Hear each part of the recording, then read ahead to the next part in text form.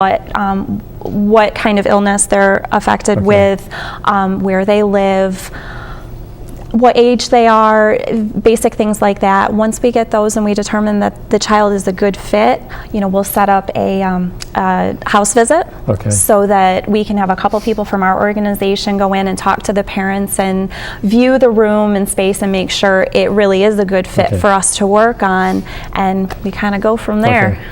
Okay, now I guess you've approved someone to do this now. I know we were talking before the show that you have tied some things in with Make-A-Wish where a family went on the trip and when they came back the room was done. But I'm assuming a lot of times the family's still there when you're working on the room.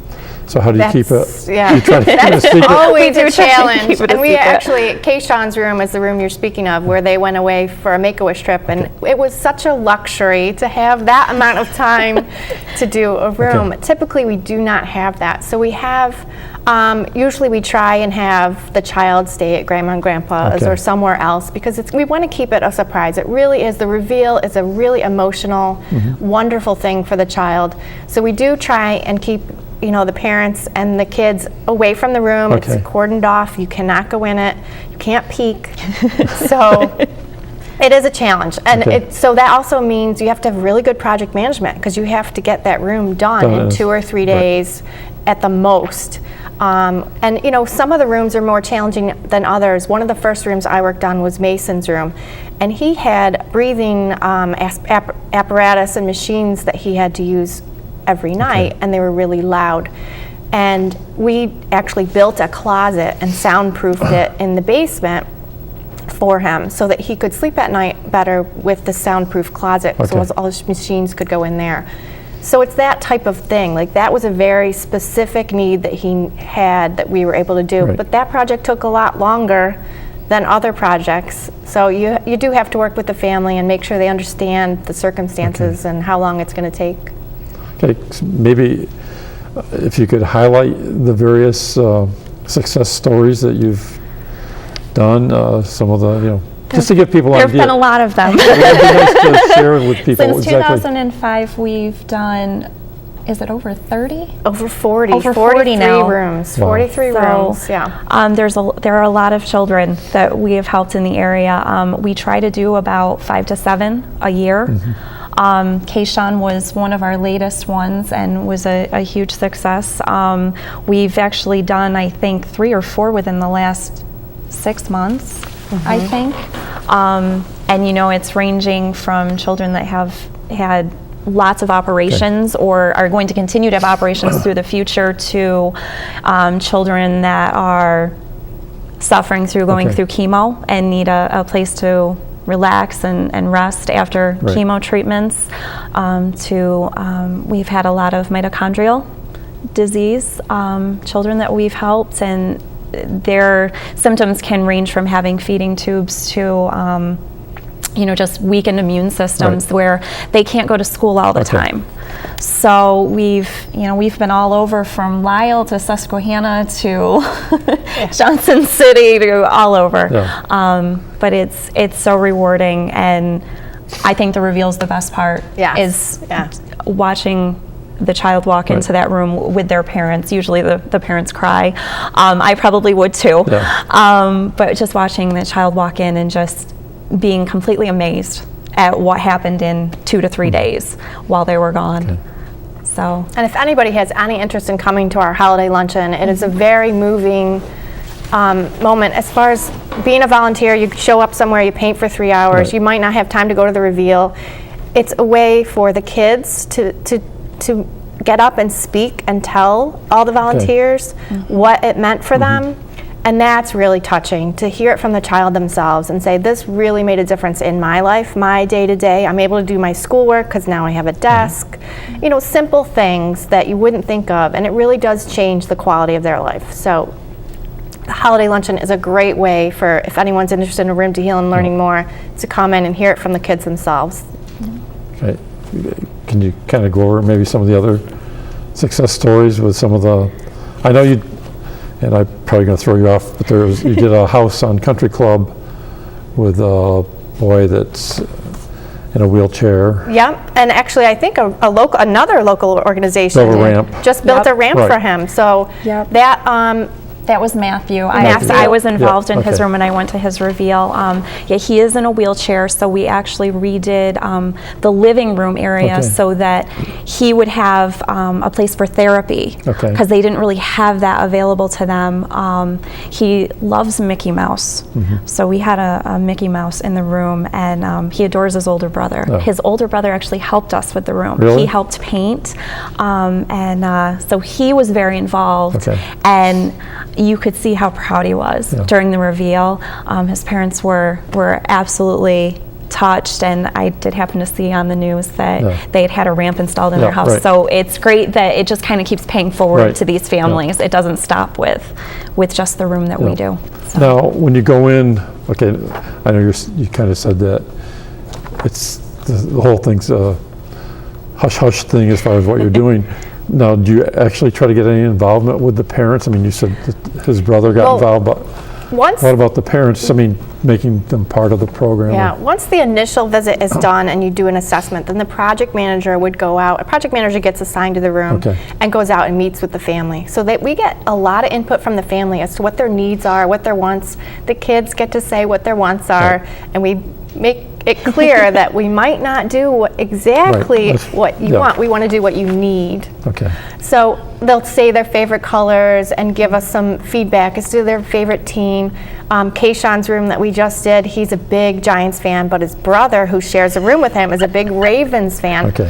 So we approached the Giants and we got a signed jersey donated, a signed football donated, and we were able to also go and get some Ravens stuff for the Yeah. stepbrother. And one of Kayshawn's comments when he walked in was, "I love it, but we got to get the Ravens stuff out of the room." So it's fun. It's Yeah. great, and the parents do have input. We that particular room, the cousins referred them, and the cousins helped actually on the room, which was great because they felt like they were, Right. really involved. It's very important.